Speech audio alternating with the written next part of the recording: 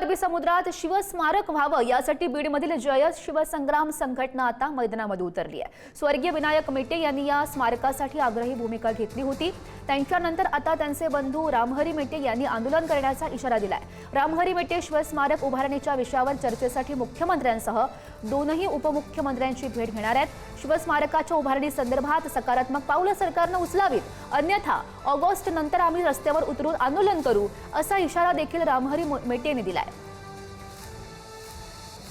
मुख्यमंत्री आणि मुख्यमंत्री साहेबांना आणि वेळ पडलीच तर देशाचे पंतप्रधान नरेंद्रभाई मोदी यांची सुद्धा वेळ घेऊन आम्ही निवेदनाद्वारे आधी सर्वांना आम्ही याची कल्पना देऊन एक 3-4 महिने ऑगस्ट पर्यंत आम्ही वाट पाहू की आपण सरकार हे काय पाऊल उचलतंय, आम्हाला काय आश्वासन देतंय याची आम्ही वाट पाहणार आहोत। आणि जर त्याच्यानंतरही तोपर्यंत नाही झालं तर पूर्णपणे पुन्हा ऑगस्टच्या नंतर रस्त्यावरली लढाई आम्ही सर्व मिळून लढणार आहोत।